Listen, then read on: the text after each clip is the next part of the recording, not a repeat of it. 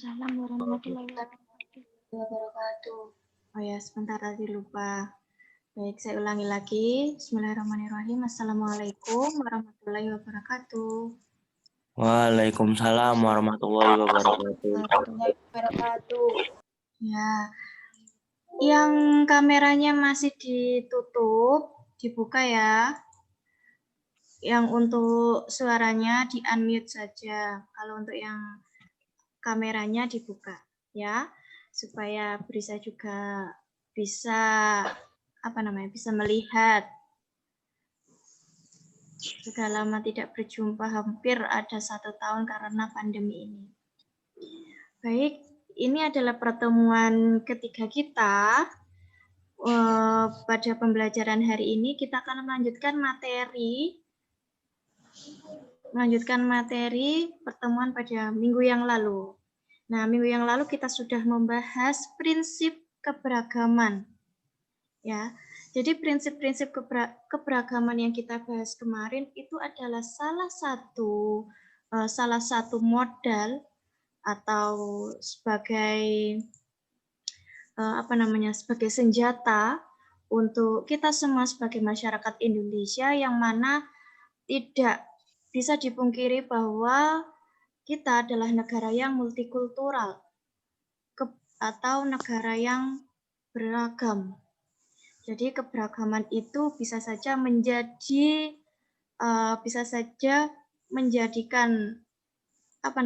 menjadi dua sisi mata uang. Yang satu menjadi hal yang negatif karena perbedaan, karena sering terjadi konflik, dan yang satu lagi juga bisa menjadi persatuan, alat persatuan. Oleh sebab itu dibutuhkan senjata atau modal supaya keberagaman ini tidak menjadi tantangan atau hambatan sehingga terjadinya konflik seperti itu.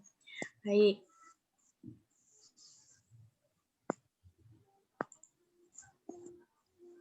Mohon izin. Oh ya. Nah, sebelum melakukan pembelajaran, supaya pembelajaran pada hari ini memberikan manfaat untuk kita semua, sehingga ilmu yang saya berikan menjadikan menjadi paham atau mudah dipahami. Oleh sebab itu kita berdoa terlebih dahulu sebelum mengawali pembelajaran daring pada hari ini. Nah, saya mohon kalian semua yang sudah hadir dalam pembelajaran daring ini melalui Zoom ini, kalian semuanya pada posisi siap untuk menerima pembelajaran hari ini. Baik, kita mulai berdoa terlebih dahulu. Berdoa, mulai.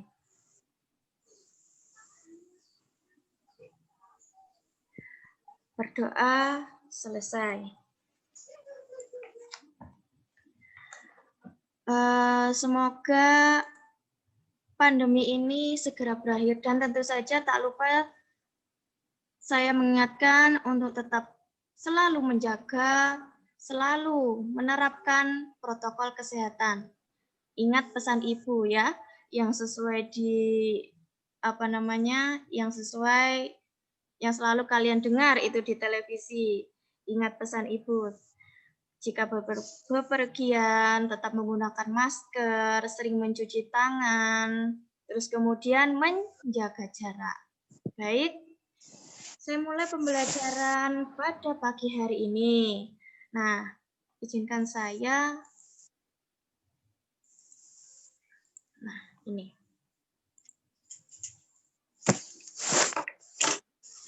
Pada pagi hari ini, kita akan belajar tentang permasalahan keberagaman dalam masyarakat Indonesia. Yang kemarin kita menelaah tentang prinsip-prinsip keberagaman. Nah, pada pembelajaran ini kita akan melanjutkan materi selanjutnya, yaitu tentang permasalahan keberagaman. Permasalahan yang muncul dalam keberagaman yang ada di masyarakat Indonesia itu permasalahannya yang muncul dikarenakan apa dan munculnya apa aja sih contohnya, seperti itu. Sebenarnya minggu kemarin sudah saya contohkan, ya kan,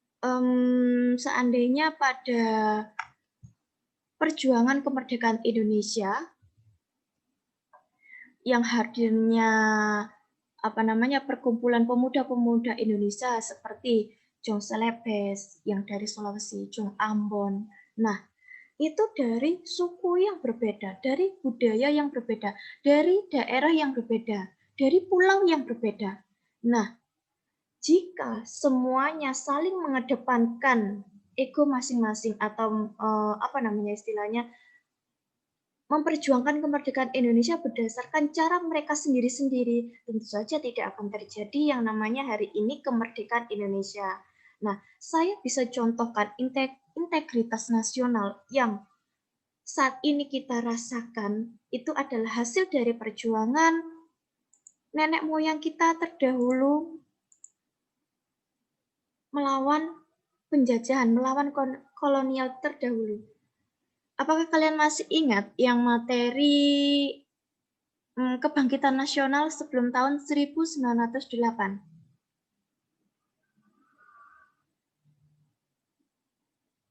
Ayo, apakah ada yang ingat? Tanggal 20 Mei itu diperingati sebagai hari apa? Yang bisa langsung silakan menjawab.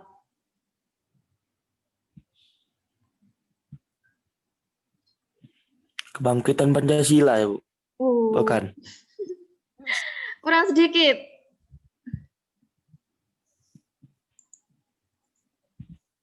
Kebangkitan nasional, Bu. Iya, betul. Kebangkitan nasional. Sebentar. Ini tadi sudah saya rekam apa belum ya? Soalnya nanti biasanya bisa share ke kalian. Oh, sudah, ya. Oke.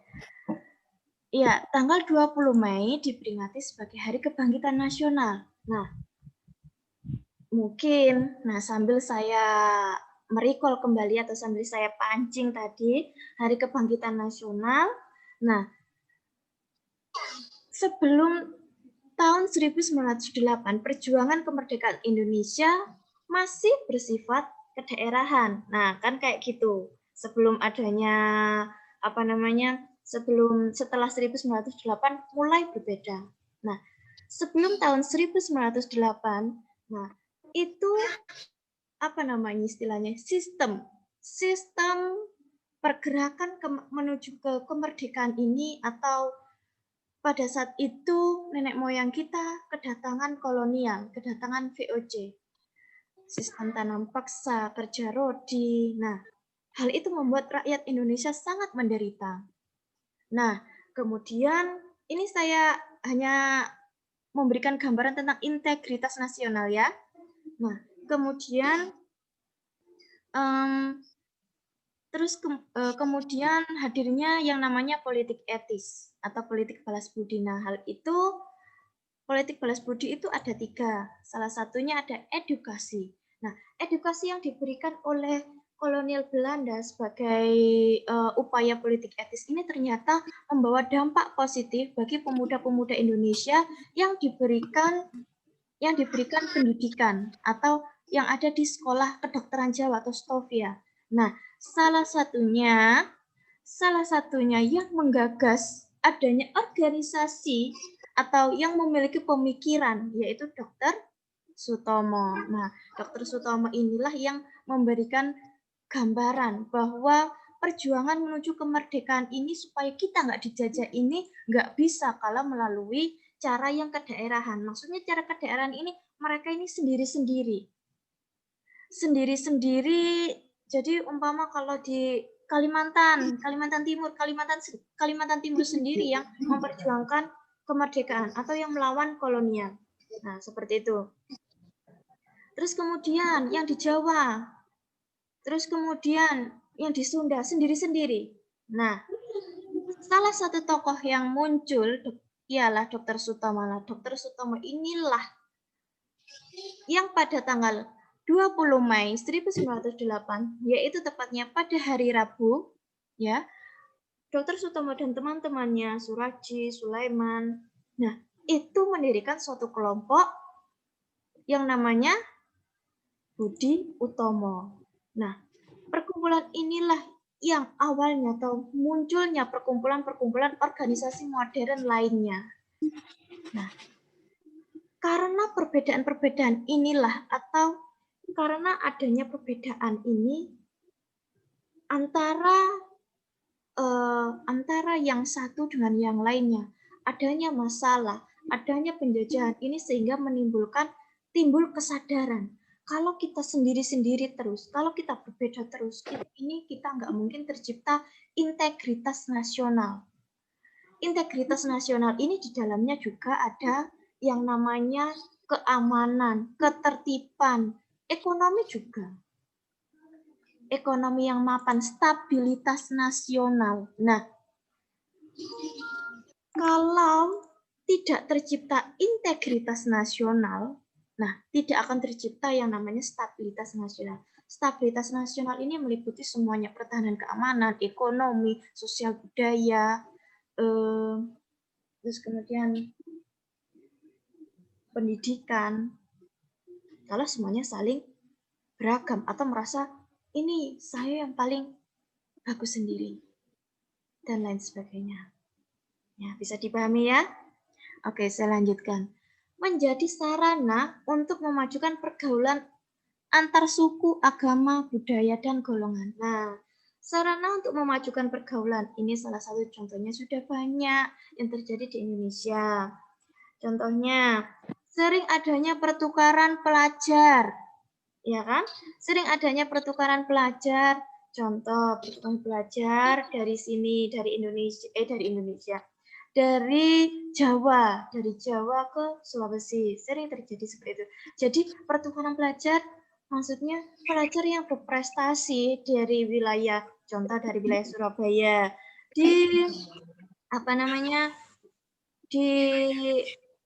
memberikan istilahnya ini, memberikan wawasan pengetahuan yang berbeda kepada pelajar yang ada di Sulawesi, yang di Papua. Nah, itu salah satu contoh yang poin kedua ini. Terus kemudian selanjutnya dapat memperkaya khasanah bangsa. Nah, memperkaya khasanah bangsa ini, keberagaman ini tentu saja semuanya tentang memperkaya khasanah bangsa, mulai dari budaya. Kalau saya ngomong, tentu saja contoh kecil saja tentang makanan. Keberagaman makanan yang ada di Indonesia ini banyak sekali. Makanan yang ada di Surabaya dengan di Mojokerto makanan khas yang ada di Surabaya dengan yang ada di kota Mojokerto dan lainnya tentu saja berbeda. Itu mulai dari makanan. Belum lagi mulai dari seni musik, seni tari, apalagi ya,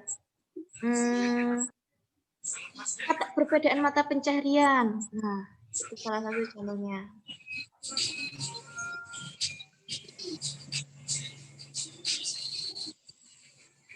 Adapun dampak negatif yang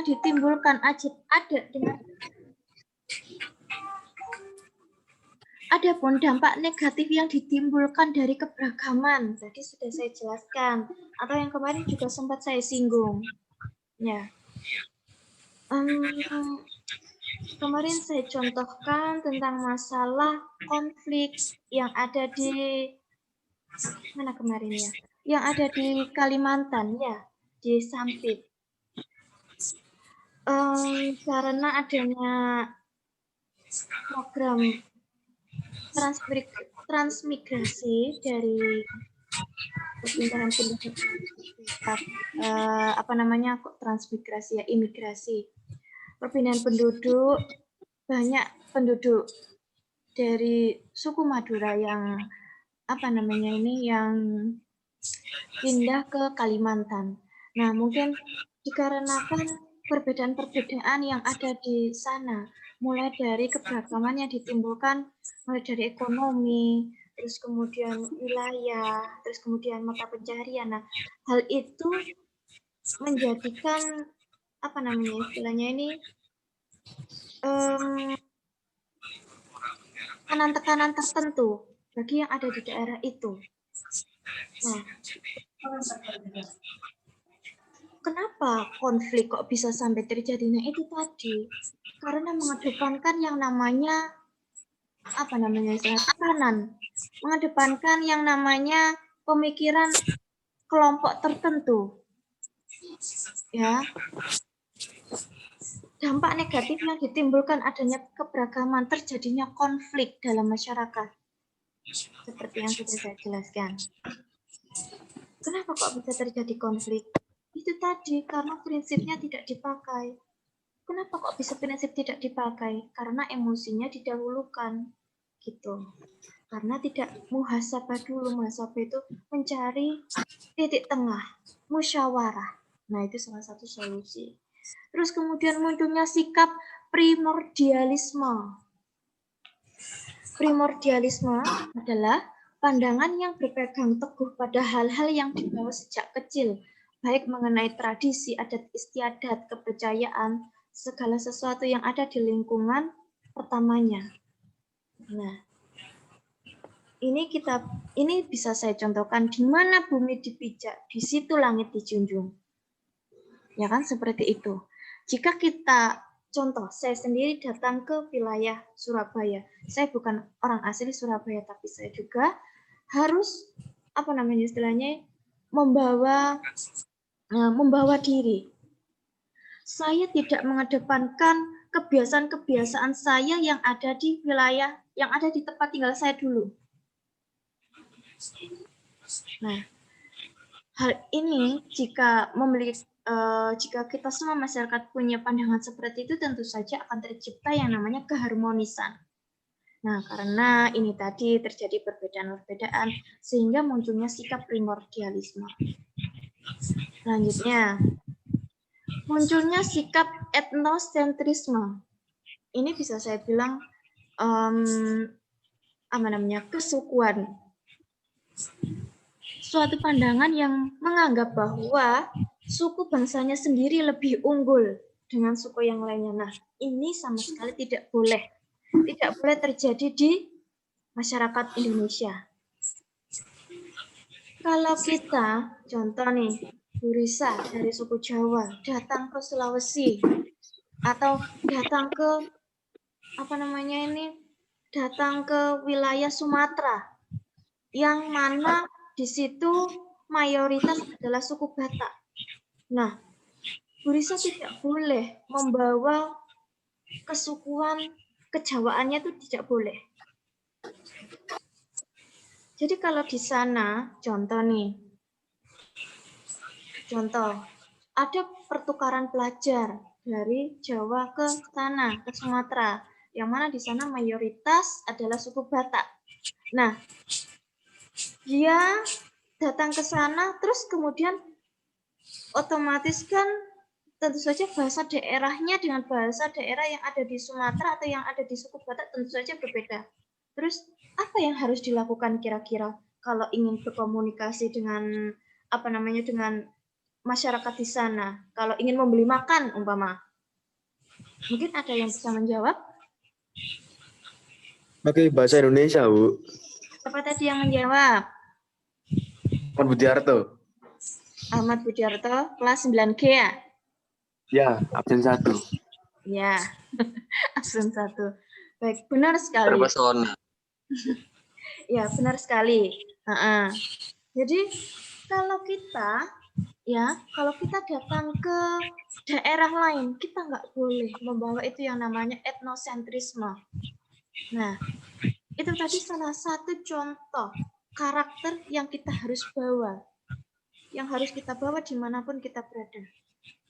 Ya, jika salah satu tadi dicontohkan, jika datang ke suku Batak, ya tentu saja kita ada bahasa nasional. Jadi yang harus kita bawa yaitu bahasa Indonesia. Terus kemudian fanatisme yang berlebihan. Nah, baik. Ini ada salah satu contoh gambar. Ya, yang satu bapaknya yang ini membaca ini huruf 6. Nah, yang satu ini membaca ini huruf 9. Kira-kira mungkin dari kalian ada yang bisa memberikan penjelasan atau memberikan analisisnya terkait gambar ini.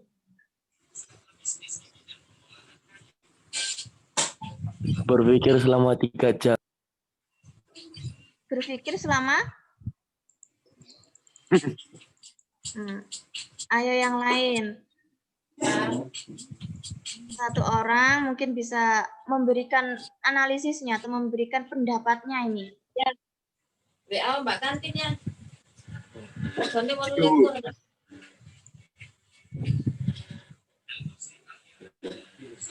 Hah? apa ya? Apa?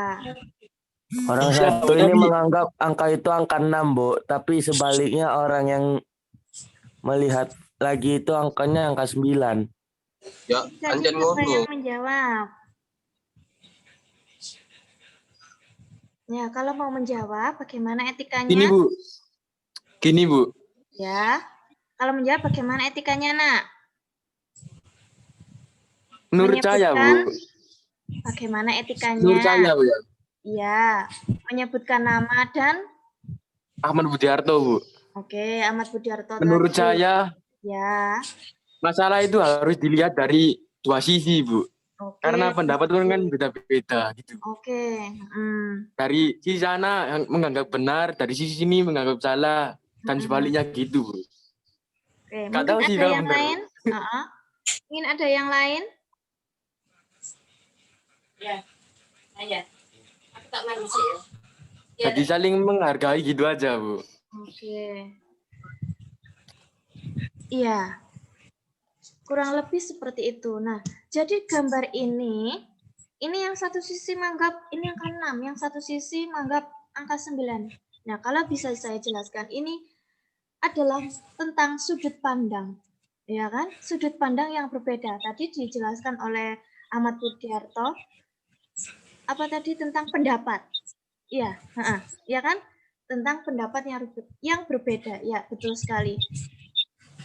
Nah, ini bisa saya contohkan. Masalah seperti ini atau pandangan atau sudut pandang yang berbeda seperti ini tentang hal kecil seperti ini bisa saja menjadi masalah yang besar jika tidak dilakukan apa yang namanya komunikasi atau musyawarah.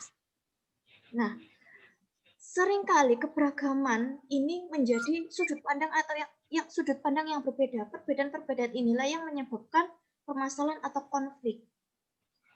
Nah, sebenarnya jika dilakukan musyawarah atau komunikasi, yang namanya kesalahpahaman atau perbedaan itu ketegangan atau konflik dapat dikurangi.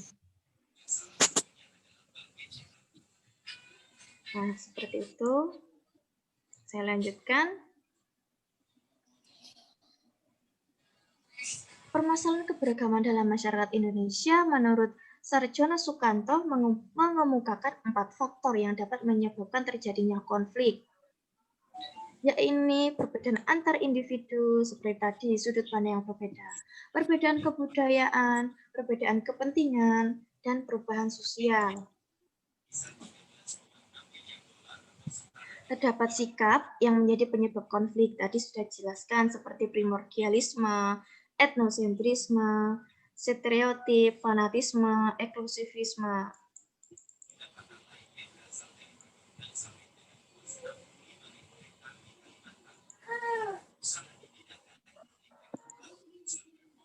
Nah, sekarang berikut adalah upaya masalah yang muncul dalam masyarakat Indonesia. Nah,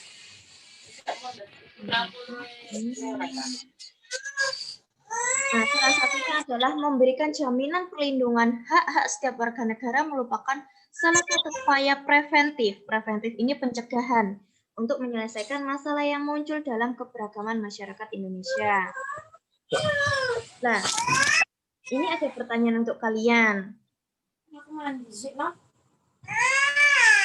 Pengikat persatuan dan rasa kebangsaan yang tercantum dalam perundang-undangan, salah satunya adalah pasal 35, pasal 36, 36A, dan 36B.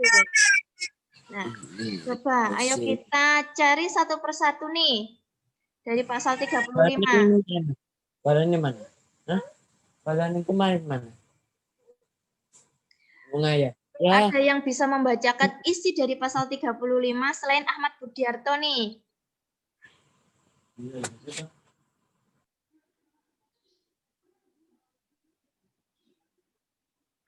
Saya, Bu. Oke, siapa itu saya? Biar Saya, Bu. bisa mencatat, Rek. Ahmad Budiarto, Saya, Bu. Bu. Oke, Alfi Rizky. Nah, sebentar, ayo. Masih saya mau ingatkan, bagaimana etikanya kalau ingin menjawab pertanyaan atau berpendapat? Menyebutkan nama, Nama saya Alfi Rizky Hermawan dari kelas 9A. nomor absen. 4. Oke, silahkan. Pasal 35 Rizky. Pasal 35, setiap orang dengan sengaja dan tanpa hak atau melawan hukum melakukan manipulasi, penciptaan, perubahan, penghilangan, pengurusan informasi elektronik dan atau dokumen elektronik dengan tujuan agar informasi elektronik dan atau dokumen elektronik tersebut dianggap seolah-olah data yang otentik. Itu pasal apa yang kamu baca? Pasal ini, Bu, 35, Bu. Pasal Saya, Bu. Pengikat Ya, persatuan salah, dan rasa Bu. kebangsaan tercantum dalam perundang-undangan pasal 35. Oh, ini belum saya sebutkan ya. Pasal 35. Pasal dalam perundang-undangan UUD 1945. Oh, pasal 35 bukan tentang ITE ya. Saya, Bu. Oke. Alfi mau terjemahan surat Yasin. Ya. Lagi, Bu. Lagi, Bu. Lagi, Bu. Silakan. Lagi, Bu. Aku, Bu. Budiarto, Bu. Ahmad Budiarto, Bu. Alfi, Bu. Alfi dulu. Pasal 35. Menyebutkan bendera negara Indonesia ialah sang merah putih. Oke, salah satu pengikat persatuan yaitu adalah bendera merah putih.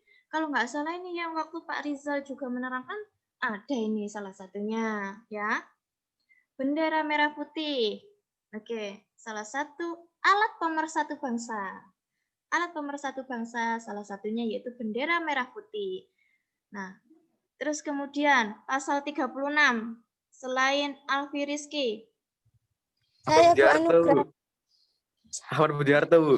Anugerah Rizky Intan dari kelas 9E.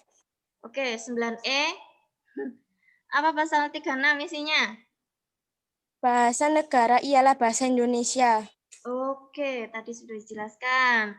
Seperti yang saya contohkan tadi, kalau kita mau pergi kemanapun, ke daerah manapun, nah, tentu saja bahasa daerah berbeda. Nah, salah satunya alat pemersatu bangsa yaitu bahasa Indonesia. Nggak boleh, Bu Risa mau pergi ke Papua ngomong pakai bahasa Jawa, nggak ngerti mereka, ya. Ya. Terus kemudian pasal 36A. Selain tadi sudah ada Anugerah Rizky, Alfi Rizky, Ahmad Budiarto. Selain 3 orang itu. Nanti saya catat ya namanya.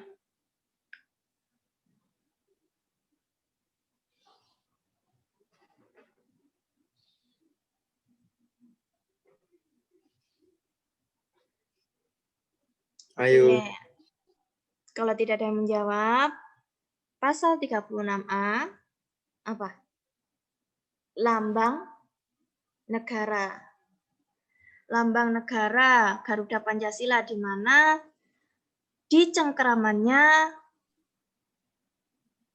Garuda Pancasila mencengkeram tulisan Bhinneka Tunggal Ika. Yang terakhir,